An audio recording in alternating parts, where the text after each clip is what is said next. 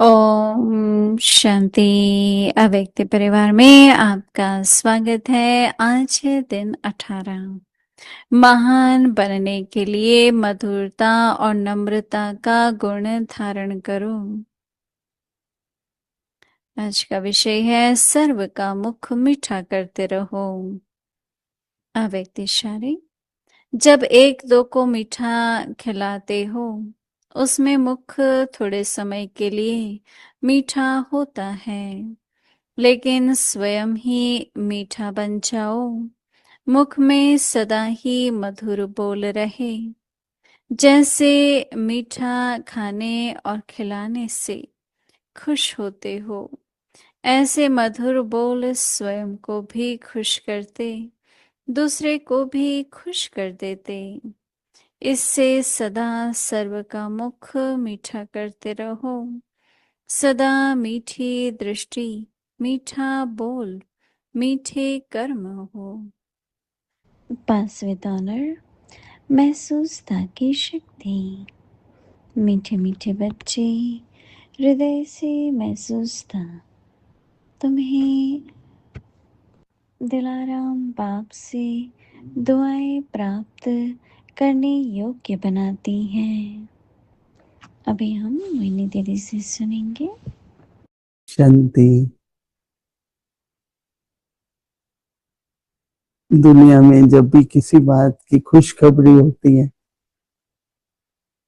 तो कहते हैं मुंह मीठा करो, मुबारक देनी होती है, कुछ प्राप्ति होती है, कुछ ना कुछ जीवन में जब अच्छा होता है तो कहते हैं गुड न्यूज है। तो उसी टाइम कहेंगे गुड न्यूज है, चलो मुंह मीठा करो।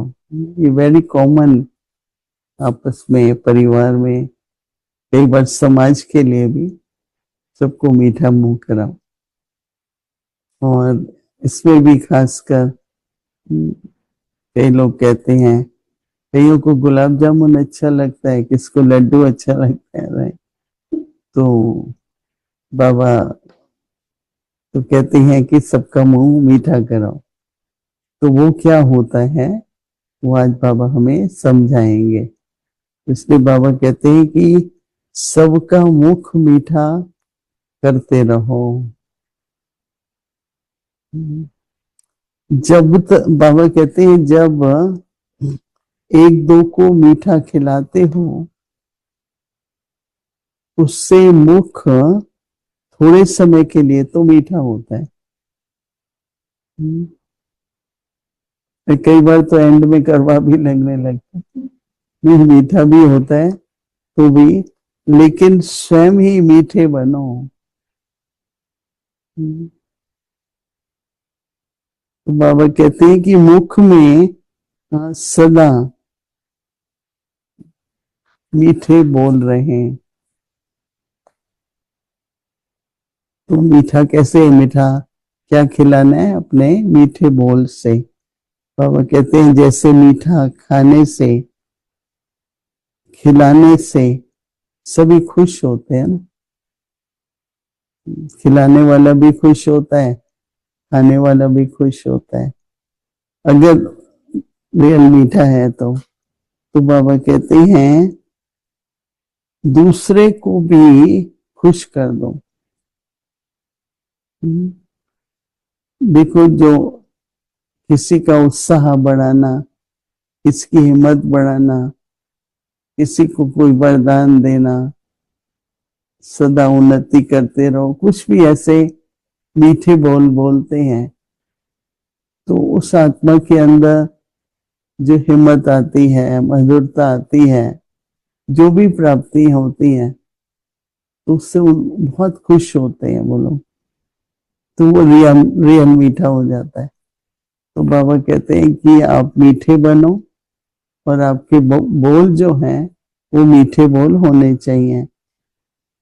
तो बाबा कहते हैं उससे, मीठे बोल से खुद भी खुश होंगे और दूसरों को भी करा सकेंगे। तो बाबा कहते हैं इससे सदा सर्व को क्या करो? मीठा मुंह कराओ। तो बाबा कहते हैं कि सदा मीठी दृष्टि, मीठा बोल और मीठे कर्म। तो खुशी किस बात से होगी? जब वो मिठास हम व्यवहारिक रूप में लाएंगे। तो उस पर बाबा कह रहे हैं क्या होना चाहिए? दृष्टि मीठी हो और फिर बोल भी मीठे हो और कर्म भी ऐसे हो। कर्म में भी क्या होता है? सुख देने के कर्म होते हैं, जो चाहे छोटे मोटे हैं। तो जब कर्म में मिठास होता है तो आशीर्वाद बहुत मिलती है। आप कितना भी लोगों को खिलाओ पिलाओ, पर एक प्यासे को जब हम पानी पिलाते हैं तो बहुत पुण्य हो जाता है। जैसे उसको कहते ही पुण्य कर्म है। पानी पिलाने को हमेशा पुण्य कर्म कहते हैं। हम लोग याद है जब अपने बड़े बड़े घर होते थे तो बाहर प्याऊ लगाते थे, दो चार घड़े पानी के भर के रख देते थे। कोई भी आते जाते प्यास लगती है तो इंडिया में उसको प्याऊ बोलते हैं यहाँ पर। तो हम लोगों के पास तो हमेशा प्याऊ लगता था, मतलब घड़े भर के रखते जाते थे लोग। तो बड़ी संतुष्टि होती थी। हालांकि उसमें कोई बहुत खर्चा तो नहीं है, बड़े बड़े घड़े होते थे, उसमें फिर और भर देते थे और खुशी होती थी जब प्यासे आते थे वहां पर और पानी पीते थे। नहीं जैसे आजकल तो नल के लगे हुए हैं, उनमें से पानी पीते हैं, पर उस समय पर वो लोटी होती थी, उसको घड़े से भर के ऐसे हाथ रख करके उससे पानी पीते थे। तो प्यास बुझती है ना। इसी तरीके से कोई बहुत भूखा है, हमको हमेशा दादी प्रकाशमणि सिखाती थी कि आप लोग खाना खा रहे हो, सामने से एक बच्चा देख रहा है या कोई भी देख रहा है और उसको बहुत खाना देखा तो भूख भी लगाती है। तो दादी हमेशा कहती थी आप शेयर करो, कम से कम ऑफर करो। फिर अगर उसको बच्चे का मन है या कोई का भी, तो थोड़ा सा उनको भोजन जरूर दो। क्योंकि एक भूखे और प्यासे की जो दृष्टि होती है ना हमारे भोजन पर, वो अच्छी नहीं होती है।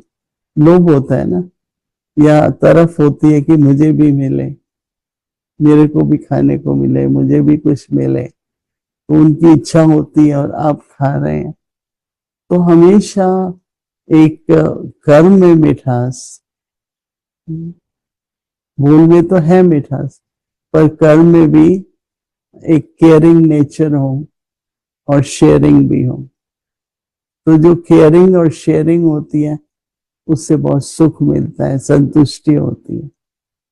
क्योंकि मैं बार बार सोचती हूँ कि कर्म की मिठास क्या है, और उस आधार पर हम लोग सब देखते हैं और जो हमसे हो पाता है। इसमें कोई बड़ी बात नहीं है कि आप किसी को हजारों रुपए दे रहे हो या लाखों रुपए दे रहे हो, नहीं। पर ये तो उस समय पर उसकी जो आवश्यकता पूरी हो जाती है।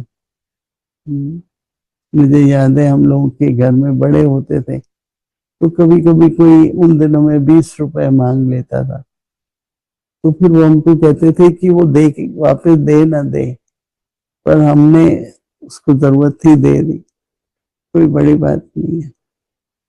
तो कहने का मतलब कि कर्म में एक दया भाव जो होता है ना, कंपैशन जो होता है, करुणा भाव होता है, दया भाव करुणा भाव होता है। तो हम सभी को एक कर्म के द्वारा मीठापन दिखाते हैं और औरों से बहुत ज्यादा आशीर्वाद भी मिलती है। तो इसलिए अपने मन वचन कर्म को मीठा रखना बहुत आवश्यक है। तो अभी हम सभी बैठेंगे, दृढ़ संकल्प लेंगे कि मुझे सबको मीठा, सबको बांटना ही मीठा है, चाहे वो संकल्प से है, वाणी से है, चाहे कर्म से है। तो इस तरह का लक्ष्य रख के आज का दिन पुरुषार्थ करेंगे। ओम शांति।